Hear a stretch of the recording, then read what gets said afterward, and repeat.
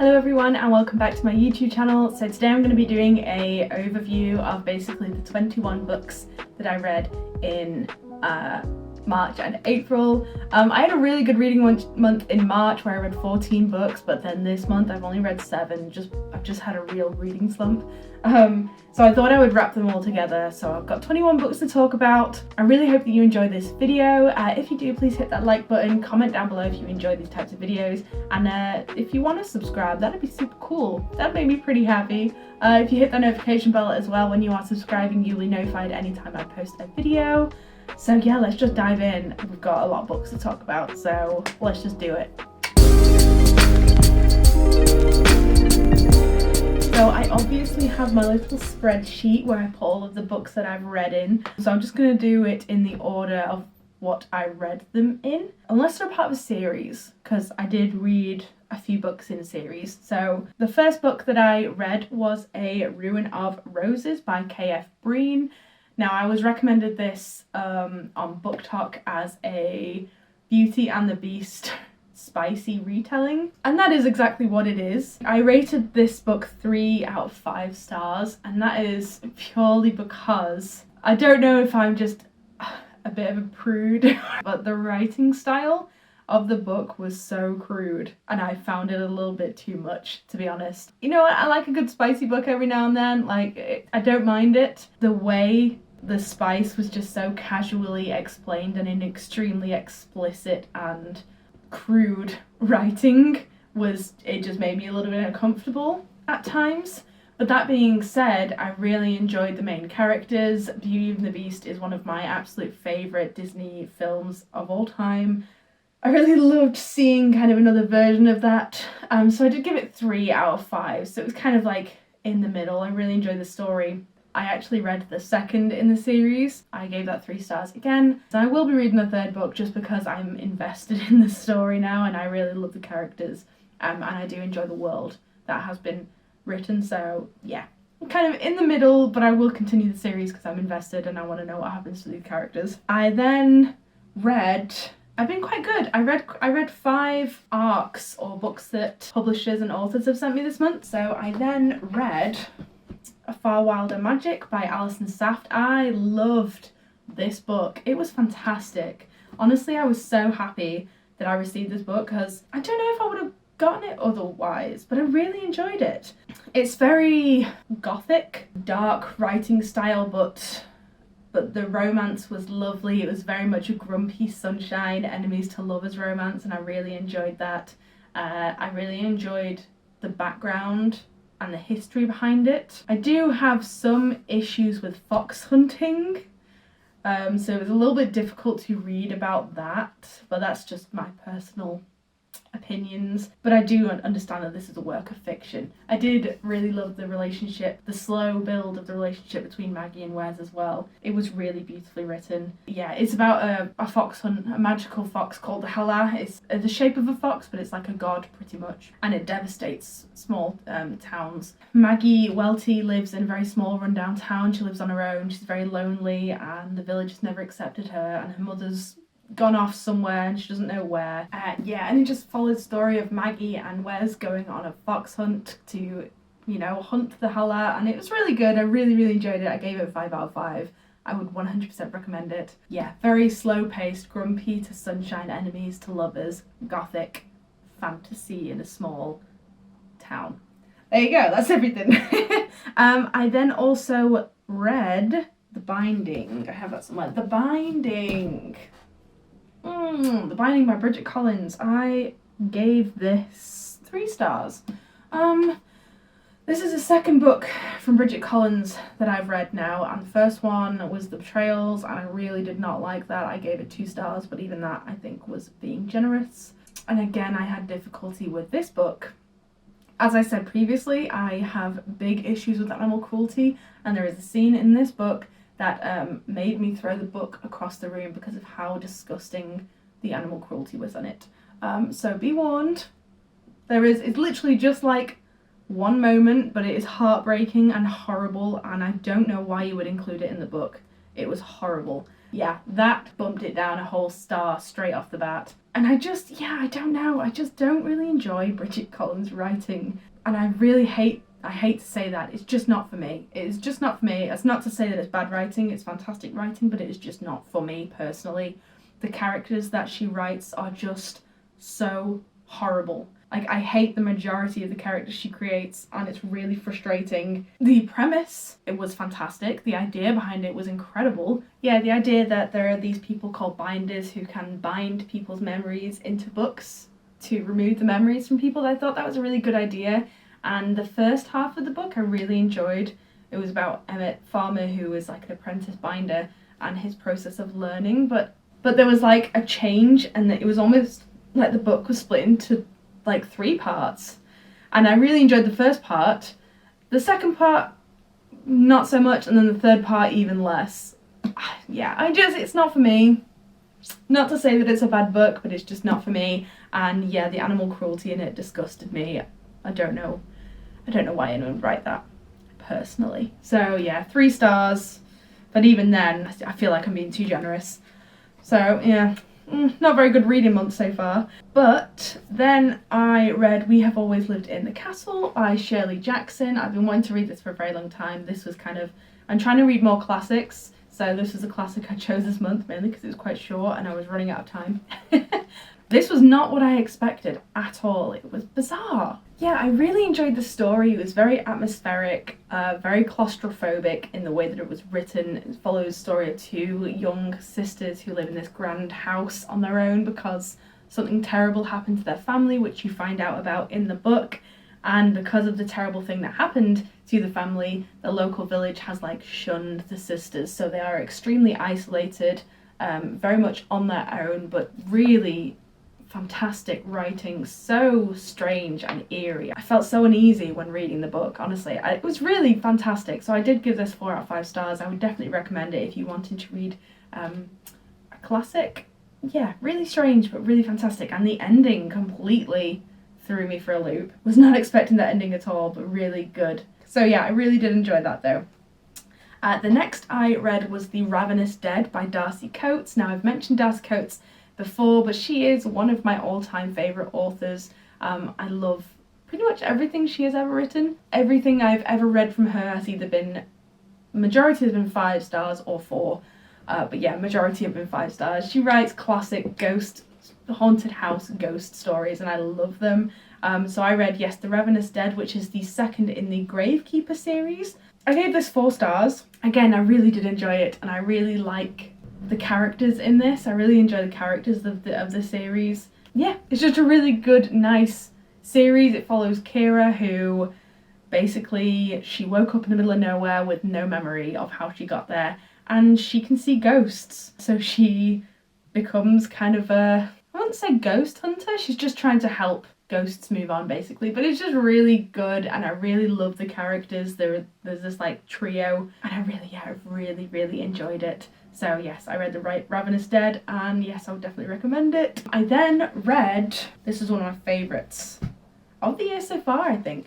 I read Every Heart a Doorway. I absolutely loved this book. It was so whimsical and magical and innocent. It's such a good idea as well. Basically, you see things like Lion, Witch and the Wardrobe, where these young children go through portals into magical worlds. And basically this is what happens when the kids find their way back home to Earth, to their own world. Some by accident, some on purpose. A lot of those children have been to ridiculous worlds where they can't come back into society normally within their own realm. So they have to go to this boarding house where there are other kids who have gone into their own worlds. And I was just so thrown into this world, and it was just so magical, and I wish I could read it again for the first time. So possibly my favourite book of the year so far, 5 out of 5, 100%. And it's not too big, so it's a nice simple read. I just loved it. I loved it. So good. Next I read Don't Look Back by Ben Cheatham. This was another one of my Kindle Unlimited classic haunted house ghost books. I cannot seem to help myself. This is only 2 out of 5. It wasn't very good. I didn't really enjoy it very much. I'm sorry. I didn't enjoy the characters, I didn't really enjoy the plot or the pacing. It just wasn't for me. Nothing against the author or the writing or the book itself, it just was not for me. Did not enjoy it. Moving on swiftly. I then read The Wicked Deep. I got this out in the library and I really enjoyed it. It's by Shea Earnshaw. I freaking loved this book. I really enjoyed it. It was so unusual. It was not what I was expecting at all, and yeah, I really enjoyed it. It's about a seaside town where every summer boys drown in the sea, and there is a curse on the town of 3 young witches who died years ago. They were drowned as witches, and every year they come back in the summer for 1 month in August, I think it was. I can't quite remember. And they drown the young men for revenge. Yeah, and it's just something happens during one of the months and that's what you're following, and it just was really, really fantastic. Really good plot twist that I did not see coming as well, that really kind of threw it for the loop and was just brilliant. Did not see it coming at all. I really enjoyed it. So yeah, The Wicked Deep, again, another 5 out of 5. Really loved this book, and I may have to purchase my own copy because I enjoyed it that much, and I don't have my own copy, so yes, really loved this one. I then read The Beekeeper of Aleppo. Now, I had it on a physical copy, but I did listen to it on audiobook. I gave this 3 out of 5, and I don't know if I didn't enjoy it as much because I listened to it on audiobook. I think I may have enjoyed it more if I'd actually read it. So I don't know whether to give it a second try, but I don't think I will be doing it. It just wasn't quite for me. It was a brilliant book, really, really hard hitting, really impactful, important messages, important storytelling. But it just, yeah, I didn't really enjoy the audiobook. I didn't really enjoy the narrator very much, and I think that's why I only gave it 3 out of 5. So I do wonder if I'd read it, if I would have given it a higher score, because I did enjoy the story, but it was just a bit slow paced. Yeah, it just wasn't. 3 out of 5. I enjoyed it. Probably wouldn't read it again. Yeah, Beekeeper of Aleppo. I then listened, again, another audiobook. I listened to 7 Ways to Kill a King by Melissa Wright. This was a 3 out of 5 star book. I really liked the 2 main characters. I liked the romance between them. I just found myself getting really frustrated with this book, just solely because I felt like it was so rushed. And I love the world that Melissa created. I love the characters. I love the romance. I loved the plot points, but it was just so rushed because it was a standalone.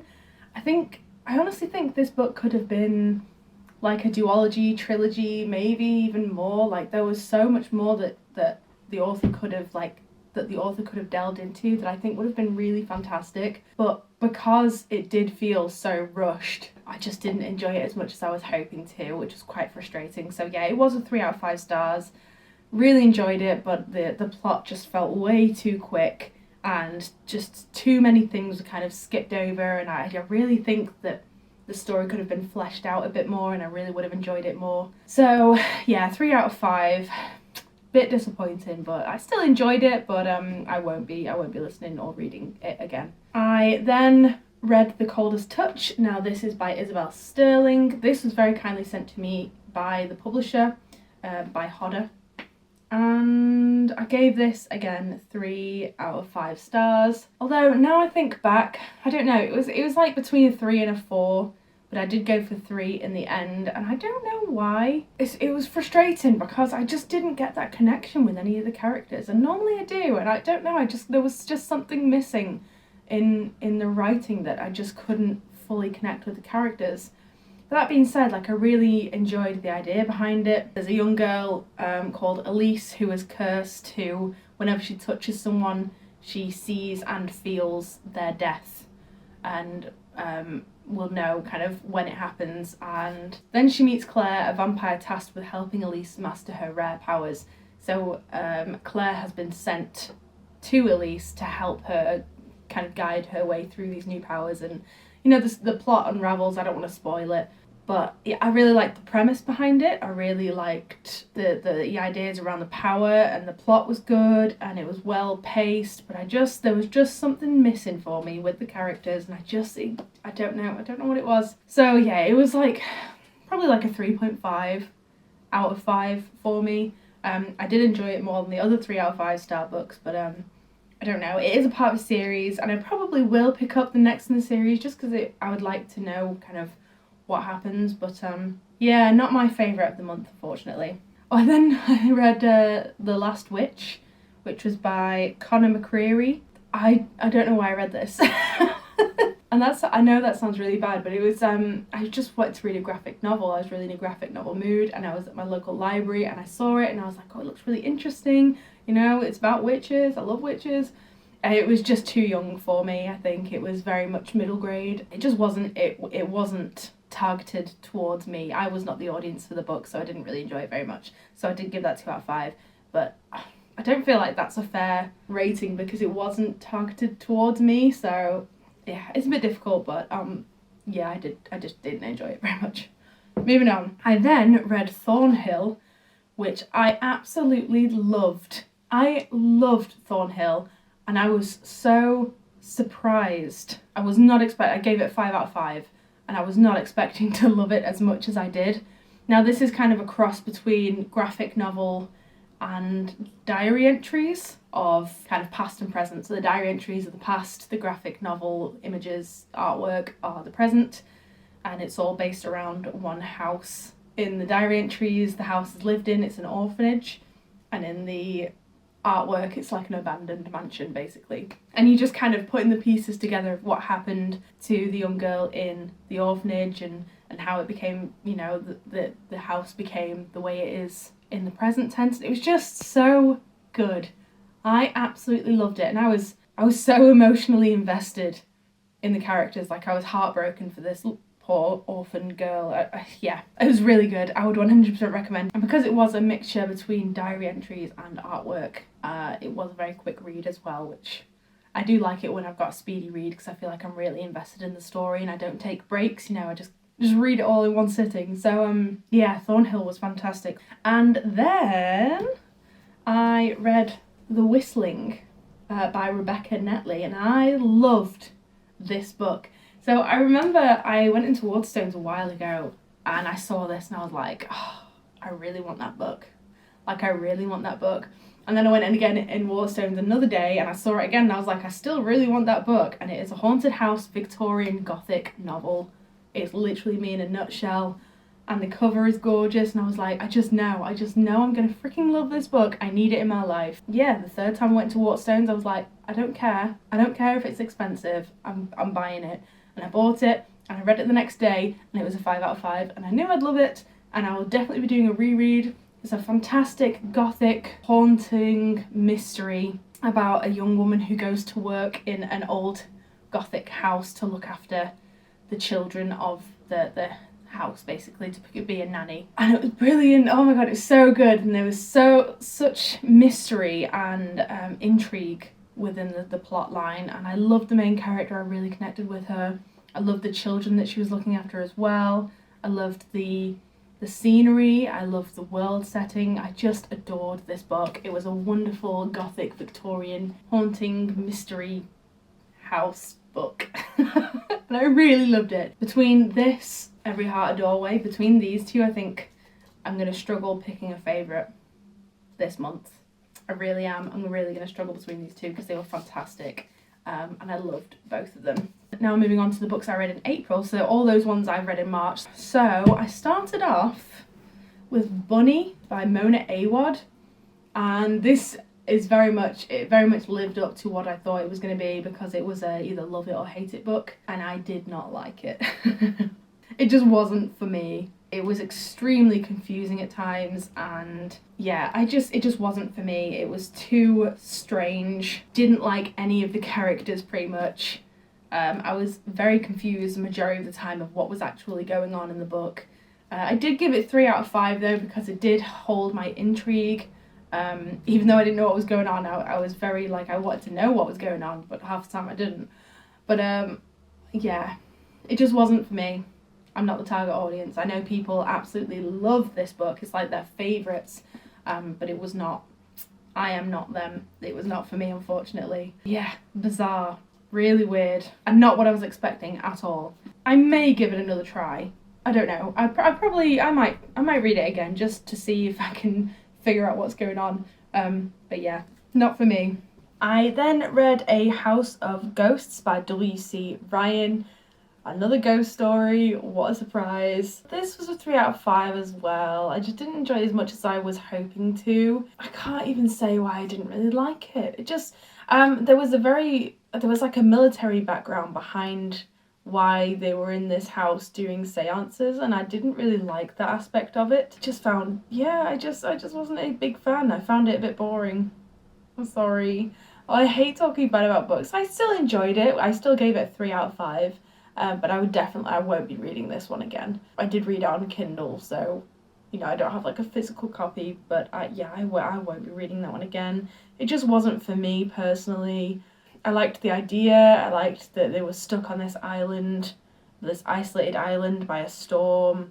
And, you know, they had this one weekend to figure out what was going on. I really enjoyed that. And I did like some of the characters. But yeah, it just didn't grip me as much as other similar books have. So it is what it is. I read a arc that I got sent, and it is An Arrow to the Moon by Emily X.R. Pan. And I loved this. It was not what I was expecting at all, but it was so beautiful. And the ending, I had to reread it. Once I'd finished it, I had to like reread the last chapter again just to fully grasp what I just read, because it was so beautiful. And I'm pretty sure it's like a retelling, but I don't know that story because it's not my part of my culture. So to have it told this way and not know the original was such a shock when the ending happened, because I wasn't expecting it at all. But it was so beautiful, and 5 out of 5. I absolutely loved An Arrow to the Moon. I don't even know how to describe what it's about. Okay, it's a romance. So it's a kind of star-crossed lovers romance between a young boy called Hunter and a young girl called Luna. It's like an urban fantasy, but mythological fantasy as well, all wrapped in one, and it was just beautifully written, whimsical, and just so beautiful. I absolutely adored An Arrow to the Moon. So thank you so much to the publishers for sending it me. This was Orion, and I devoured this book. I loved it. Super good book. I would definitely recommend An Arrow to the Moon. I then also listened to one of my Harry Potter books. I listen to a lot of audiobooks, I've come to realise. I like to listen to a lot of books when I'm like cleaning or when I'm walking Bella. So yeah, I listened to Harry Potter and the Half-Blood Prince. I love Harry Potter. I love Harry Potter so much. Like, we don't stan the author, but I love Harry Potter, and these Stephen Fry narrated audiobooks are just, they hit different. I love them. I like have them on and off throughout the year. So this is my 3rd time re-listening to them now at this point. I just love them. So that was very nice to listen to. And then last but certainly not least, this was my last 5-star book, and it was the last book I finished, and I loved it. And I did get this one out of the library, and I may have to get my own copy. And it was Horseman by Christina Henry. I've not actually read any of the Christina Henry novels, but I do have one of her books, which is called Near the Bone, I think it's called. Yes, Near the Bone by Christina Henry. I do have that, and apparently that's amazing, but I haven't read it yet because I only got it a few weeks ago. Yeah, this was fantastic. And this is another one similar to this where I had to reread the ending to really understand and truly grasp what happened. So Horseman is set in a very sleepy little historical town called Sleepy Hollow. One thing I really loved was it followed the story of a young girl who was called Benty. She had gender dysphoria, and she, in her mind, was a boy, was a man. And I love that. I love that you know, just within the story that's just embedded in, and it was made a big deal of in the book because obviously it's historical fiction fantasy, so back in the olden days it wasn't accepted, but I loved that. I loved reading about the struggle of that for poor Ben, and just his way of dealing with it, but that was just like an added bonus of why I loved the book so much. But then obviously it's dealing with the Horseman, who is a ancient myth of Sleepy Hollow, and when people go wandering off in the woods, the Horseman will come and kill you and kidnap you, and it's basically a murder mystery. People start dying in the woods, and you know, people wonder what's going on. But there was just so much to the plot in this. It was so rich, and The characters were so well, beautifully written, wonderful character development throughout the book. I really love the relationships between Ben and his grandparents. I really loved that, and the growth of the relationships there as well. We do follow Ben from like a young boy up, and that was really nice as well. Beautiful, absolutely beautiful, and I think I'll be buying my own copy of this because I do want to reread this at some point. I absolutely loved it. Really haunting, gothic, very atmospheric book, and I absolutely loved it. Really, really loved it. So yes, Horseman by Christine Henry, I would 100% recommend it. I think this was my favourite book of that month. Maybe, yeah, it was Horseman. I loved Arrow to the Moon, don't get me wrong, it was a 5 out of 5, but I think it was Horseman that was my favourite of this month.